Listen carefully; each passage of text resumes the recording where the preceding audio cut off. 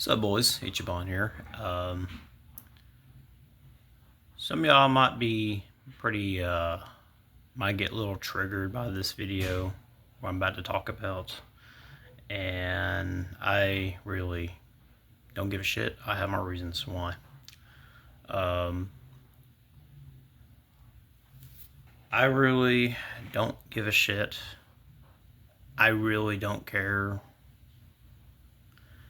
if Ghost of Yotei got console game of the year. I don't care if it sold 35. I don't care if it sold 3 million copies. You know, gamers don't really fucking care. Or do you expect y'all for us to be mad about this? No. Fuck no. We got nothing to be mad about. I'm like, I don't wish downfall upon for nobody, honestly. Like, I mean, it surprised me that it sold 3 million because people were dying to play a sequel. And most of these normies that are playing it don't even know what the fuck going on right now in the game industry. It's like, it's just shut up and consume product and get more product, pretty much. And you know, it's one of those fucking deals. Now, if you really want to ask me what was my console game of the year, this game. I played a shit ton of this game. Like I haven't beat it yet, but I played like almost 40 hours of this game. doing everything I can do to get the most time out of Like a Dragon Pirate Yakuza. This is a very fantastic game. Overall, it's probably the one game I played on the PS5 the most. Yeah, I have like a lot of PS5 games, but I kind of wonder like the newest ones that I picked up and played all this year was these two. This one, because this one's really good. I think I'm about like 6 hours into it, not played much of it yet. because somehow this game took up most of my time, you know. Anyway, back to main topic. That little, tangent, but that was a reason. And this right here was my console game of the year, you know. I'm shocked that this game wasn't nominated. You tell me this game was not nominated? Wow, joysticks. That's crazy. That's very crazy. Usually a lot of Sega's fantastic pieces, did a lot of justice. Like the one thing Sega won was RPG of the Year 2020, which thankfully, that thankfully Like a Dragon won the RPG of the Year that year, along with the shittiest excuse that journalist wants to say Last of Us 2 was Game of the Year. At that point, I just stopped watching it. It was at this point, I feel like it was kind of rigged. And I've come soon to find out that we're only 10% of the vote. We don't get to choose. These assholes don't let us get to choose whatsoever, pretty much. So yeah, fuck you, Jeff Keighley. You scumbag. But anyway, I want to get to the reasons why I will not be playing Ghost of Yotei. One, the biggest impact thing that happened this year was Charlie Kirk. He got shot for doing the one thing he does. Monitoring for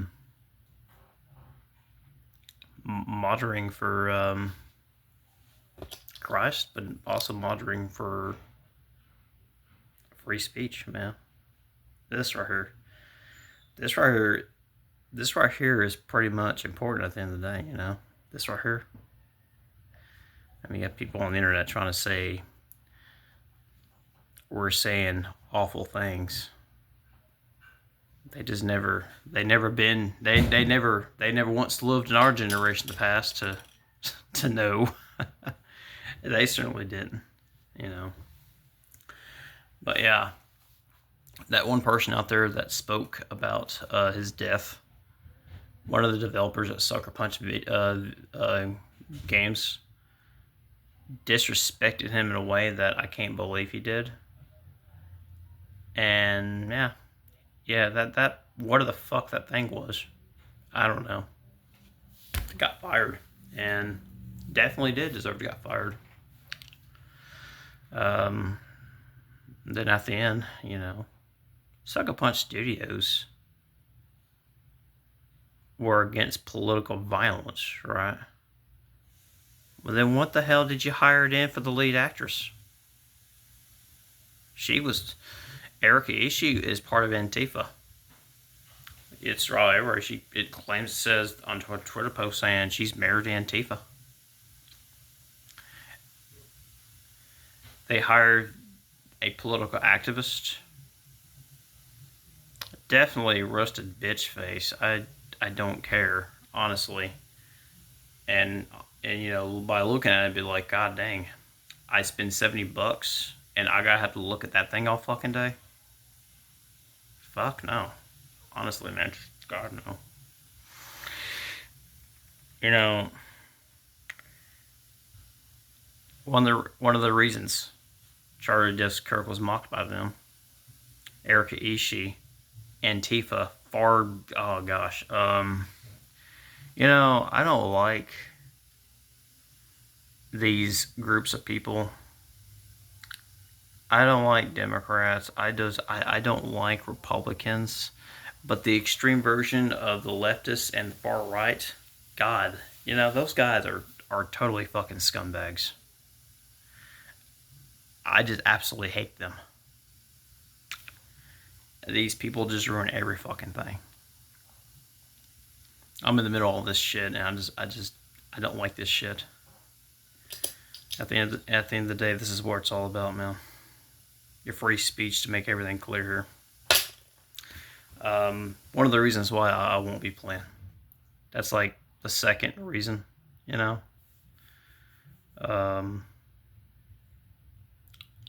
Third reason. I had the third reason one guy. I can't remember. But yeah.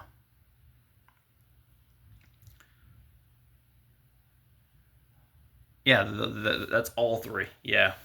They marked Charlie Kirk death, hired a activist, and ugly main character. Ugly main character. Is there anything good in it overall? Well, shitty debuggy bugs in the game came out. Like, obviously the game pretty much had some bugs. I mean, some things are, yeah, the graphics overall look beautiful and stunning, but also it was like AC Shadows when it came out, all buggy and glitchy. And yeah, shockingly, I say if your game sold more than AC Shadows, I think that's a pretty good win, you know, for saying. Yeah, I mean, you know, at the end of the day, Sucker Punch Studios made money off the sequel and everything. I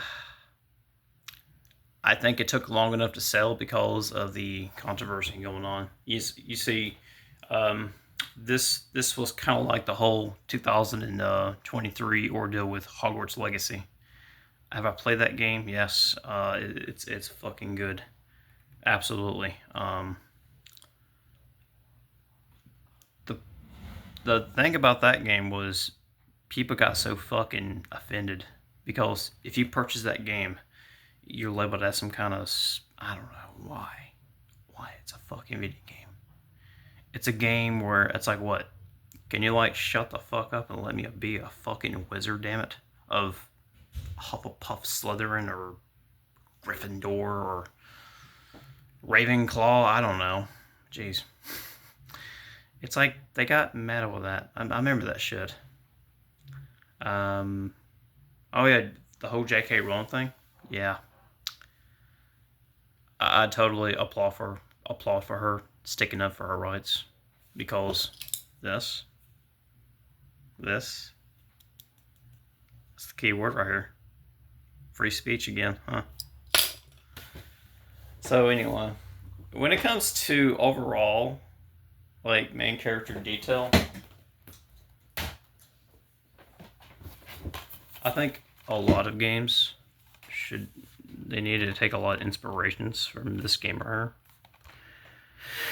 You talking about art direction? This game has like some of the best art direction. This is Unreal Engine 5. What did Sucker Punch Studios used? I'm sure they used that, but the art direction was just terrible. But this is probably some of the best art direction I've ever seen in years of games. These two, probably best art direction. You know, the art was fantastic in those two games. I mean, they should have, like most games these days, should take a lot of inspiration from these two games when it comes to art direction and everything. But the one thing I don't understand is the modern audience is gloating about this, and they think we're mad. I'm not mad. We just don't fucking care.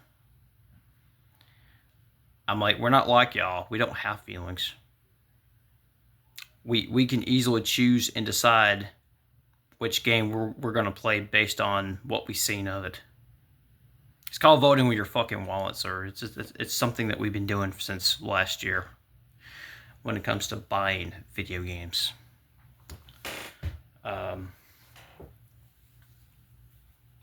Yeah.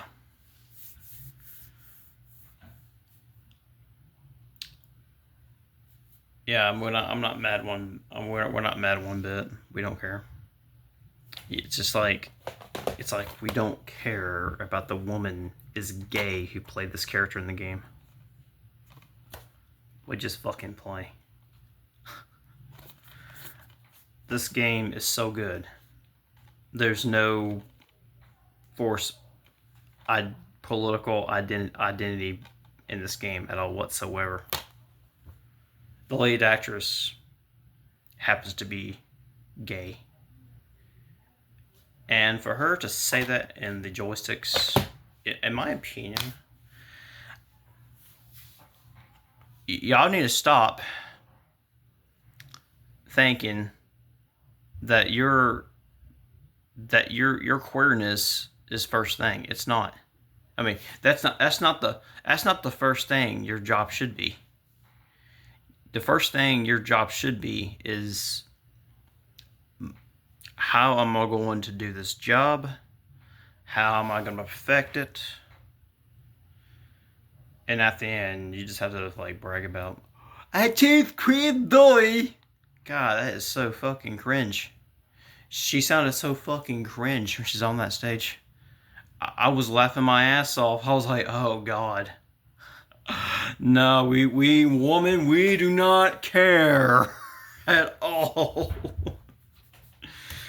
But by far, I still need to play more of Expedition 33 though, to be honest.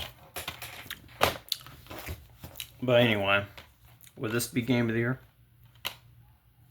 Obviously, it's not, because we already know what's going to be Game of the Year, because the juries and the fucking journalists already has their pick. But I'm going to laugh. Look, don't be surprised this game gets snubbed, but I'm going to laugh if Donkey Kong Bonanza wins.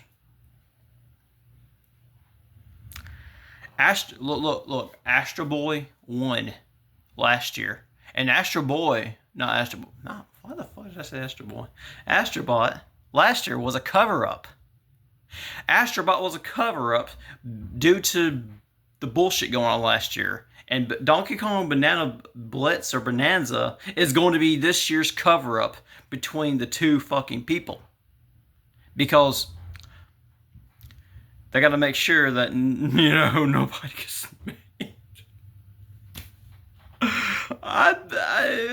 Just watch. Just watch. We know Silk Song is not going to be game of the year because people bitch about the fuck. Oh, it's like when we have a good game, y'all people gonna have to bitch about it because it's lacking some kind of queer representation of the color of the people of color. Y'all gonna have to fucking get over it. I'm sorry, man. Like, this shit's been going on for like since 2024 of Gamergate. Like, I swear to God, man, we need to fucking end Gamergate. This shit's gonna have to fucking go. Let's end consultancy and go back to making good fucking games. And like always, hashtag please say no to DEI. And always, thank you for watching, guys. I'll catch you guys later. I will be doing Where Winds Meet later this evening.